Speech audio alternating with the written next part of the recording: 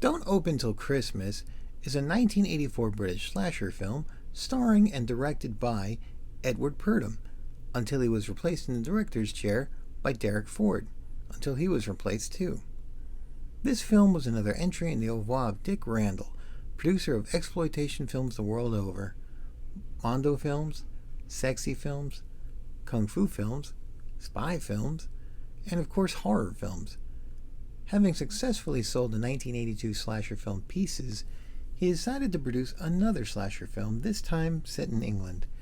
Purdom had starred in Pieces and accepted Randall's invitation to join the cast on the condition that he could also direct.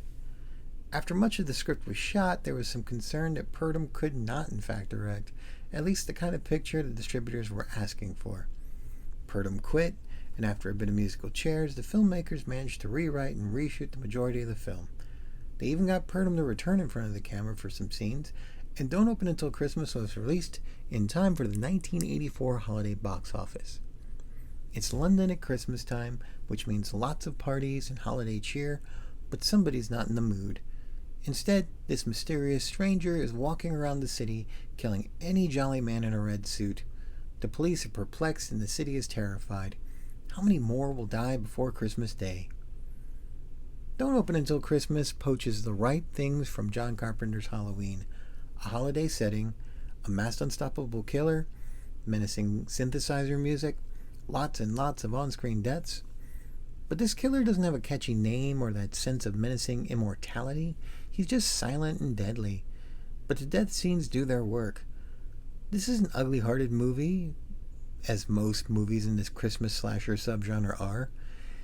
It's the killer's choice of prey that helped this film stand out. So what's missing in this movie? Well, it lacks the other trope characters of the slasher genre, the ominous expert that helps hype up the killer, and the innocent hero that the audience is supposed to root for. So many plot threads are left unresolved. It would be frustrating if you got invested in the story. Really, this film was made for one reason, and it's to watch Santa Claus impersonators get killed again and again and again. Anybody in the cast we might know? Well, Carolyn Monroe appears as a rock star version of herself. Monroe did plenty of genre films before and after this. She's probably best known as the princess in The Golden Voyage Sinbad, or one of the Bond girls in The Spy Who Loved Me. Pat Astley, providing the film's standard portion of gratuitous nudity, had a streak of sex comedies in the 70s, as well as regularly appearing on the British sitcom institution Are You Being Served? This movie would be her swan song.